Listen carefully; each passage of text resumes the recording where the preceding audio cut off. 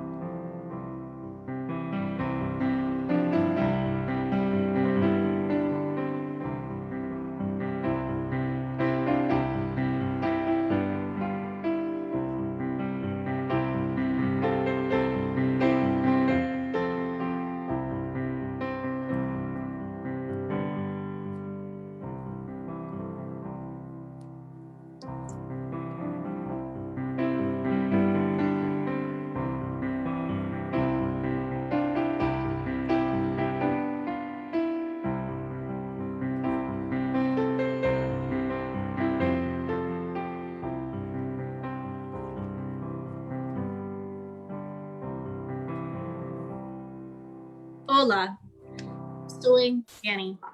Hello, I'm Dani, and I'd like to welcome you to the Unitarian Universalist Church of Fresno's very first Vespers service. Tonight, we are focusing on hope, love, and strength. As we prepare to view a video created by the Black Lives Matter movement, hashtag What Matters 2020 George Floyd, we invite you to gather your chalice and your candle so that you can come together with us.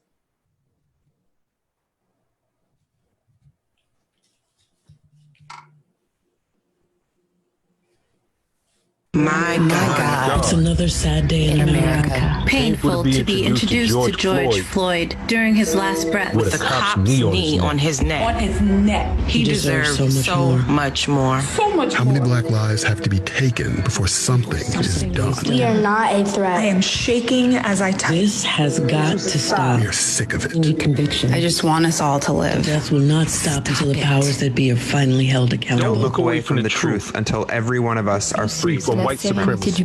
The world stands with you.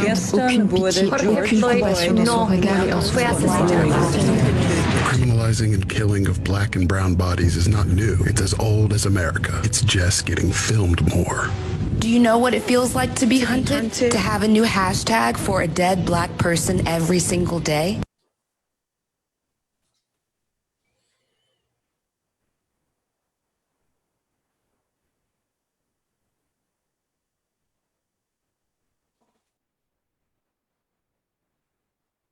And so, dear ones, welcome. Welcome to those who are here on Zoom, and welcome to all who are watching on Facebook Live. The experience we're going to have today is going to be a little bit different from our Sunday morning service because we have all kinds of fancy editing tools that make every moment seem smooth. Tonight, we're doing this real time without all that extra technology, which means, as Reverend Susan Frederick Gray said to us at the start of all this, and Reverend Susan is the president of the Unitarian Universalist Association, she said that this isn't about perfection this time. It is about creating a container for connection, community, and so much love. And so we ask your understanding when a video may end early or a voice may be cut off just a bit. It's the spirit of life moving through us in new and unexpected ways, or as Reverend Brian would say, it's coyote moving among us. So why are we here when we just gathered 2 days ago? We gathered on Sunday and we looked at the pain, the rage, the sorrow, the complexity of what we're living through, but in reality, a complexity that has existed for over 400 years, since the first slave was brought into this country, since the first indigenous person was enslaved or killed. And so where we sit today is the culmination of years, of decades, and of centuries and centuries. But last night, late yesterday afternoon, something happened that just stunned most of us. It stunned the country. We watched as a crowd of just protesters, young protesters doing nothing but being present, standing with their bodies. And we watched tear gas be shot at them. And then we watched them being dispersed by militarized police and National Guard so that the so-called leader of our country could walk out of the White House, have someone hand him a Bible, and then have a photo op in front of a church.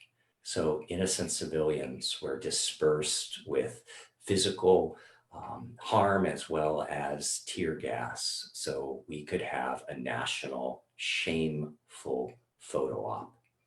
We also heard that same president speak words that I don't think any of us imagined, that at will, he claims the ability to send the army into any city in this country that he wishes to send it to and authorize them to use whatever brutal force he wishes to be used on that city and on its citizens.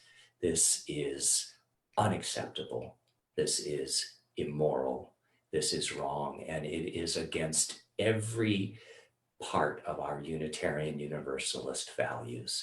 And so we felt we needed to be together today to name this shameful, shameful truth, to remind us of who we are as a nation, and to remind us of who we are as proud Unitarian Universalists, as a proud people of faith.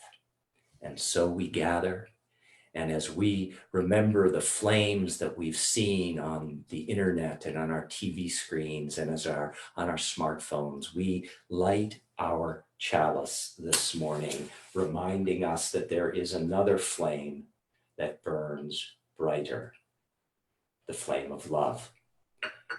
And now our board president, the board president of the Unitarian Universalist Church of Fresno, California, Ida Jones, welcomes us into her home. Good evening. I'm going to welcome you with a poem from Langston Hughes titled, "Let America Be America Again." Let America be America again. Let it be the dream it used to be. Let it be the pioneer on the plain seeking a home where he himself is free. America never was America to me. Let America be the dream that the dreamers dreamed. Let it be that great, strong land of love where never kings connive nor tyrants scheme, that any man be crushed by one above. It was never America to me. Oh, let my land be a land where liberty is crowned with no false patriotic wreath, but opportunity is real and life is free. Equality is in the air we breathe. There's never been equality for me, nor freedom in this homeland of the free. And that excerpt is from a poem by Langston Hughes, who's a great African-American poet. Please join in singing Spirit of Life.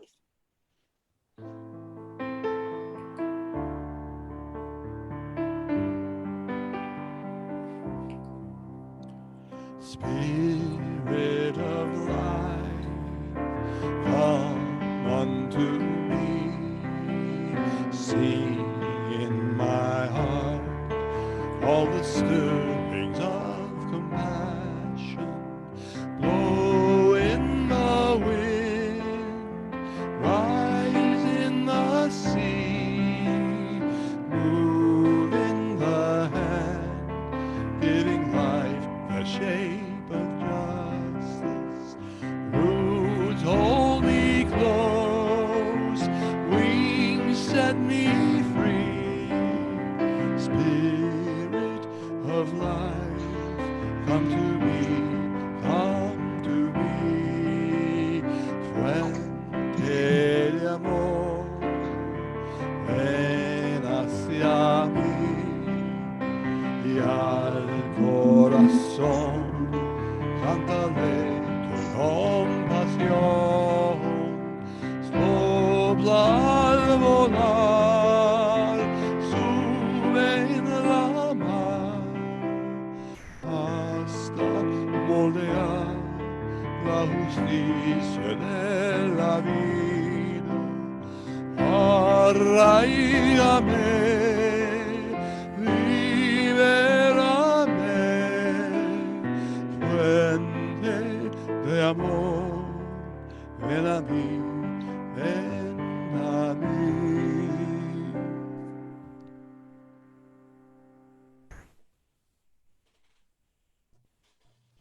Everyone in the world has gone to bed one night or another with fear or pain or loss or disappointment. And yet each of us has awakened, arisen, somehow made our ablution, seen other human beings, and said, "Morning, how are you? Fine, thanks, and you?" It's amazing. Wherever that abides in the human being, there is the nobleness of the human spirit. Despite it all, black and white, Asian, Spanish, Native American, pretty, plain, thin, fat, vowed or celibate, we rise. You may write me down in history with your bitter, twisted lies. You may trod me in the very dirt, but still like dust, I'll rise. Does my sassiness upset you?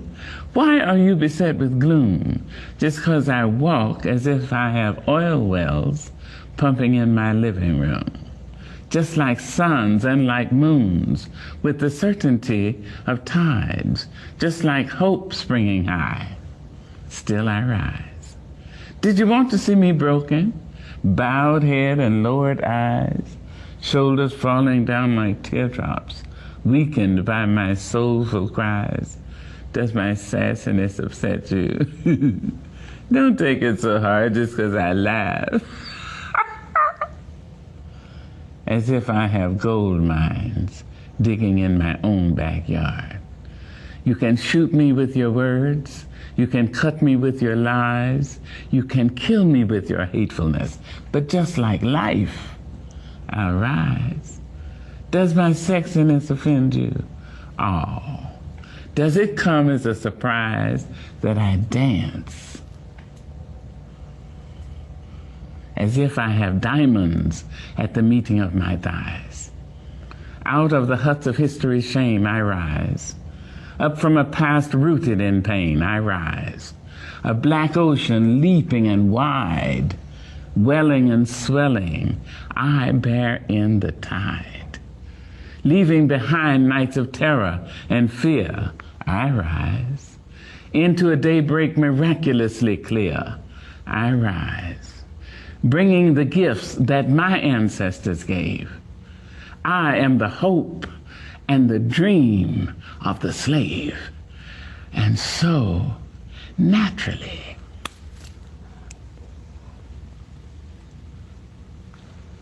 there I go rising.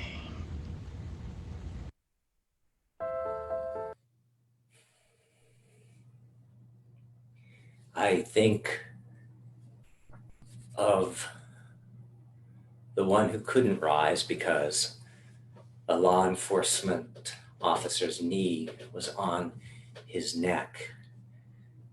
And yet, I think, although he physically could not rise, look at all that is rising up in this country. To protest is a spiritual act. To protest is a spiritual practice. That is how again and again the conscience of this country rises.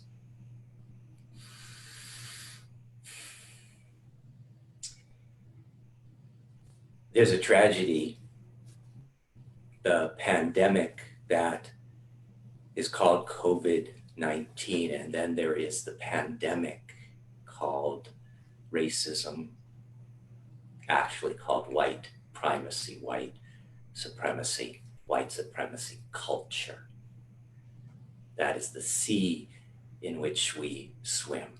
And there is a meeting place between white supremacy culture and COVID-19.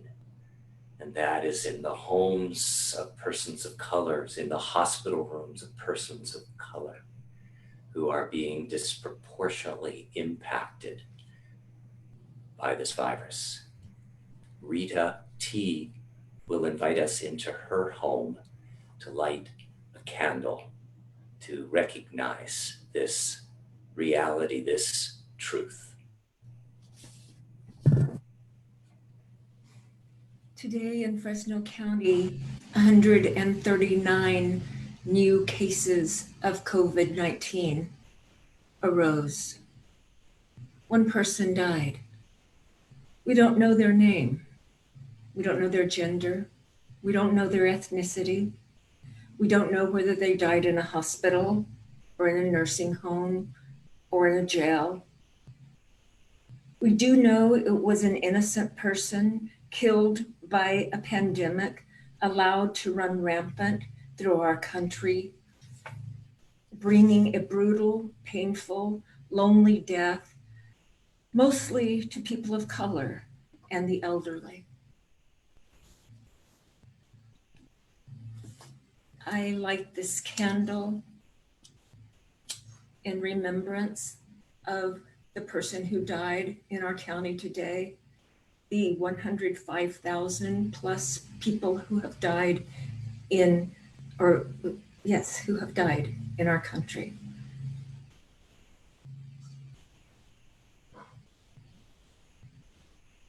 Thank you, Rita. Thank you for lighting that flame. May that flame burn in all of our hearts as we remain together today. The Reverend Dr. Rebecca Parker, who is one of ours, a Unitarian Universalist, wrote words that we have sung, that we have spoken, and tonight we're going to transform them just a bit because her words speak of love. And love, my dear ones, is at the heart, at the center of our Unitarian Universalist faith. And we can never forget that love is the doctrine of this church. It's the doctrine of our Unitarian Universalist religion. But also alive within this country and alive within our faith, alive within our own hearts, is a holy rage.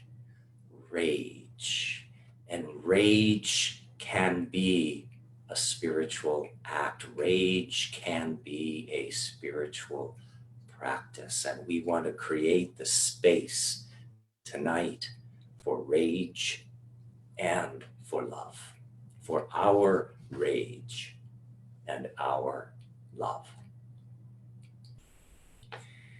There is a rage holding me. There is a rage holding all that I love. There is a rage holding all. I rest in this rage.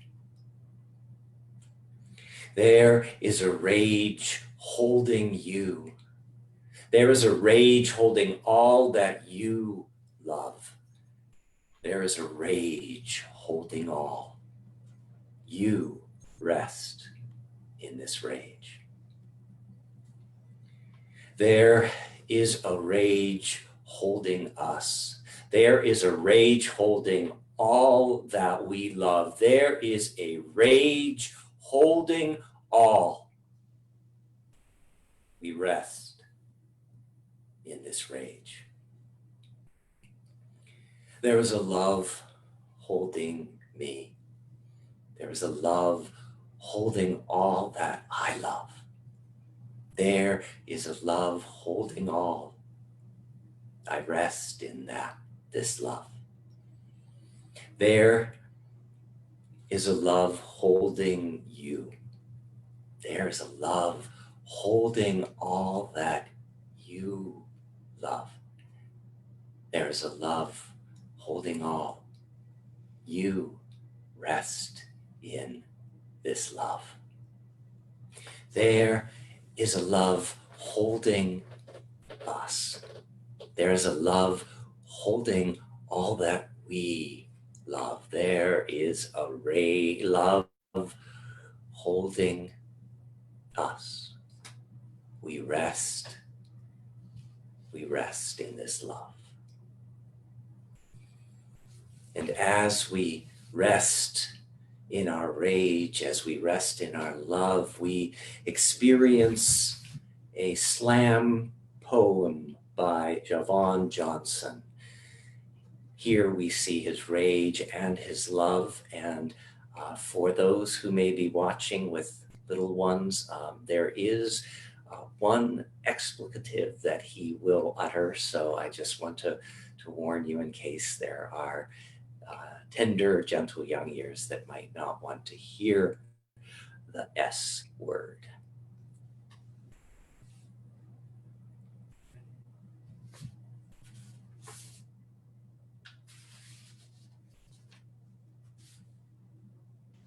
So I'm driving down the street with my 4-year-old nephew.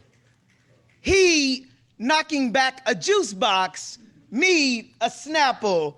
Today, y'all, we are doing manly shit.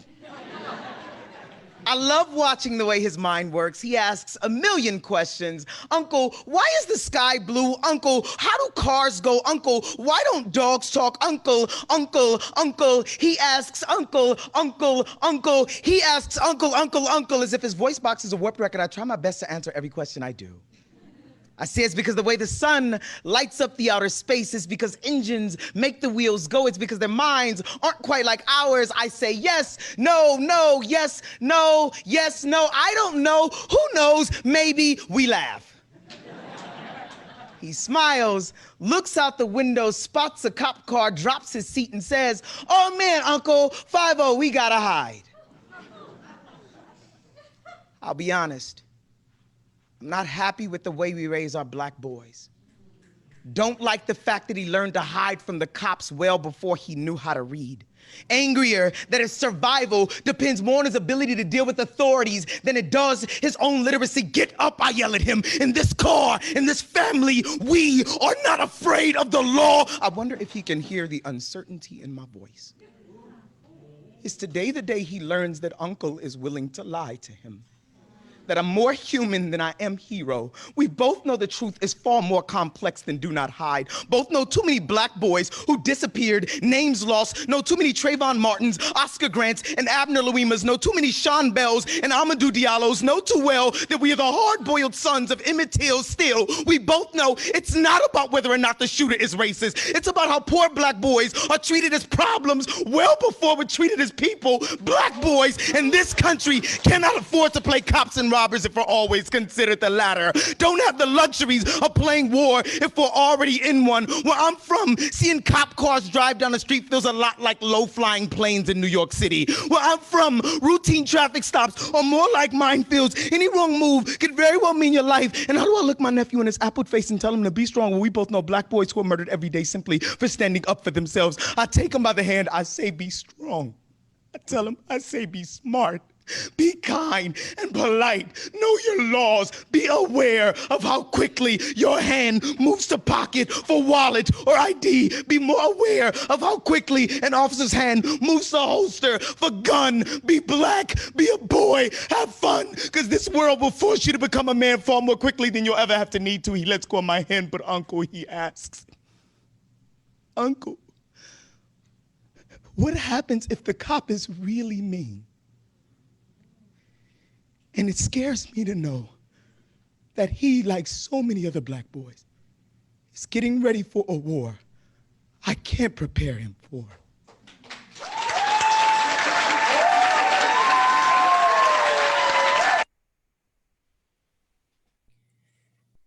And so, dear ones, let us share a long, long, long moment of silence.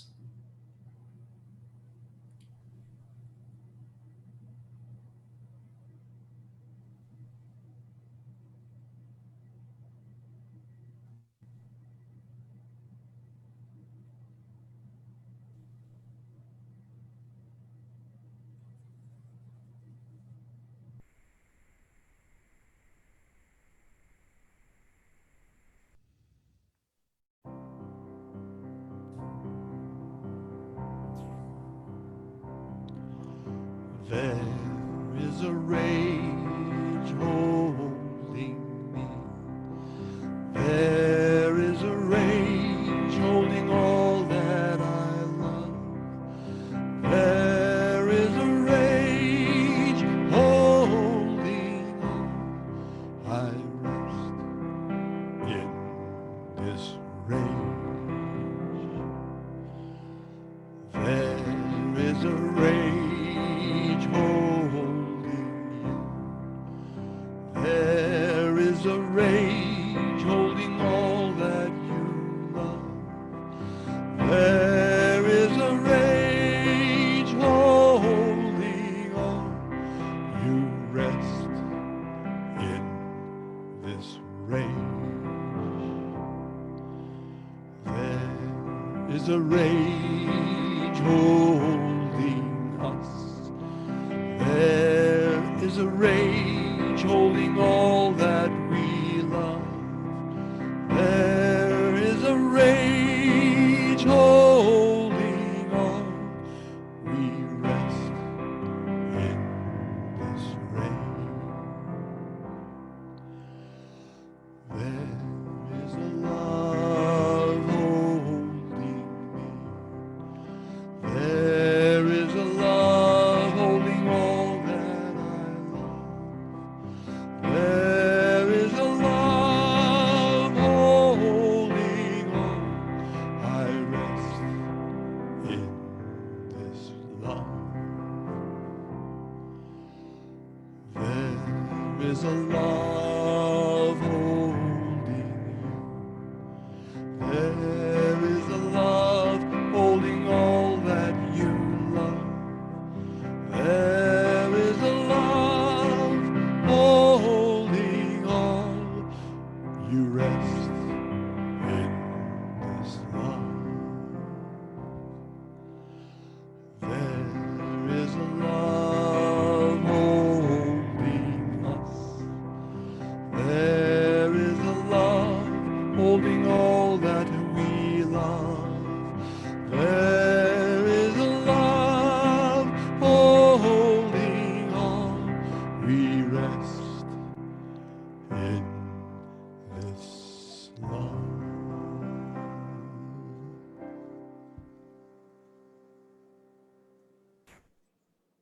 I read now from the blog of Candace LeBlanc. Dear white people, this is what we want you to do. I don't want to hear, I can't believe this. I want you to read up on the history you've had the privilege to ignore. I don't want your opinions or your thoughts. I want you to listen to the Black experiences you've chosen to forget. I don't want your hashtag BLM Instagram story repost. I want screenshots of your bailout money donations and patronage of Black labor, art, knowledge. I don't want passive Twitter likes. I want you to follow Black tragedies as much as you follow Black trends. I don't want to vindicate your white guilt. It is yours to reconcile. I want you to check your racist parents and call out your apathetic white friends, especially when there are no people of color there, without expecting a pat on the back. I don't want your tears. I have plenty of those. I want you to check in on your Black loved ones and respect our emotional and physical boundaries. I don't want to diminish, I don't want to diminish the adversity you've faced from aspects of your identity. I want you to acknowledge that your life is easier because you're white. I want you to admit that you would never choose to be a Black person because you know your life would be harder. I don't want you to be a good white. I want your activism to be questioned and challenged and criticized by Black people. I want you to grow from your mistakes so that we can grow as a nation. I don't want your out of context MLA quotes on perpetual pacifism. I want you to see that the only difference between the Boston Tea Party protesters and the Stonewall, Watts, and Rodney King riots is that the former were white and the latter were Black. I don't want you to be disobedient to the signal, I want you to be disobedient to signal the need for change and destroy the oppressive systems that make you comfortable and powerful. I don't want you to use public demonstration as an opportunity to role play the purge or fulfill your Joker fantasies. I want you to use your white body to shield brown demonstrators from tear gas and bullets. I don't want to see another video of police officers murdering Black people. I don't want peace. I want justice. I don't want you to prove that you're not a racist. I want you to know that you are a byproduct of a successful racist regime that has capitalized off Black oppression and the suppression for centuries. I want you to realize that being racist in America is more American than apple pies. I don't want you to feel at ease. I want you to take a look at yourself. I want you to shed light on the corners of your subconscious you've glossed over for years. I want you to know that you are a racist because you have been trained to be so, and that it is within your power to become anti-racist. I don't want my strength to be praised. I want you to respect the breadth of my emotions. I want the space to break down and acknowledge my grief. I don't want to lose your attention. I want you to remember Tony McDade during Pride. I want you to remember Ahmaud Arbery during Independence Day. I want you to remember George Floyd when you vote in November. I want you to remember Amy Cooper at your Christmas dinner. I want you to remember Breonna Taylor when you hear a knock on your door. I want you to remember Trayvon Martin every time you see a bag of Skittles. I want you to know that this reconditioning is a necessary lifelong endeavor. I don't want you to be an ally for me or for some other Black person in your life. I want you to be an active ally because it's the right thing to do. Here are the ways you help. Donate to the family and the loved ones of George Floyd, Ahmaud Arbery, Breonna Taylor, or to an organization like the Bailout Project, the Minnesota Freedom Front, the NAACP Legal Defense Fund, Communities Against Police Brutality, and the American Civil Liberties Union. Protest. But if you do protest, follow Black leadership and make sure to follow precautions and city curfews when they apply. Contact your Congress representative today.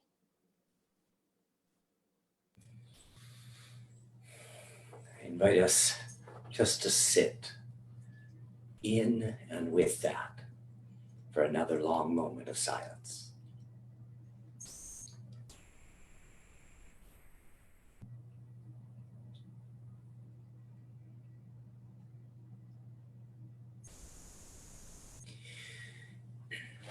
We don't know what's going to happen next. We don't know what will happen tonight. We don't know what will happen before the dawn breaks. We don't know what will happen Wednesday night, Thursday night, Friday night, Saturday night. Wednesday day, Thursday day, Friday day, Saturday day. But we know that on Sunday at 10:30, we will gather. We will gather as a community that is learning, a community that is struggling, a community that is growing in our understanding, a community committed to the oh so difficult practice of learning how to love more fully in our broken and our beautiful world. We also know that we have a staff that is working so hard to continue to create that container of community that holds our connection and our love. We have church leadership, a governing board and a governing board president, Anita Jones, that is just spectacular in how they are helping us all hold these complex and unprecedented times. And please know too that I love you, the imperfect yet heartfelt minister that you called to Fresno 5 years ago.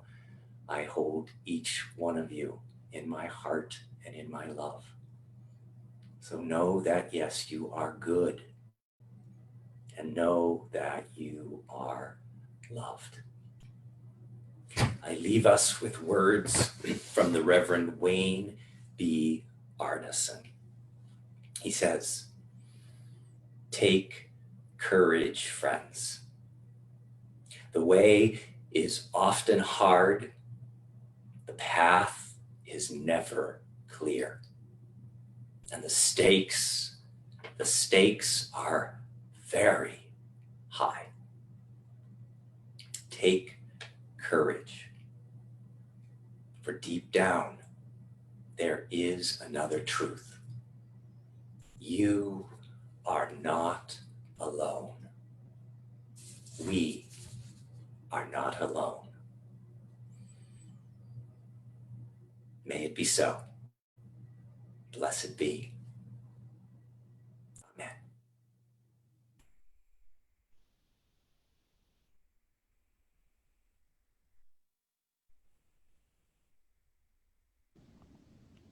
I'm a young black man doing all that I can to stand.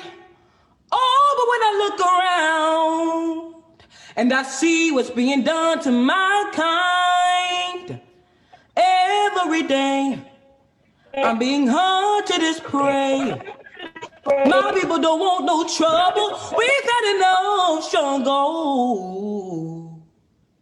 I just wanna live. God protect me.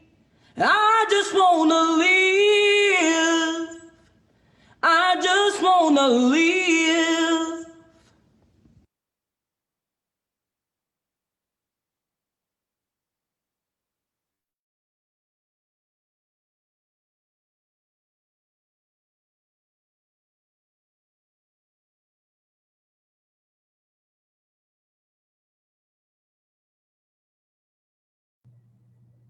Go in peace, go in love, go in rage, go and be the change this country, this valley, and this city so desperately, desperately needs.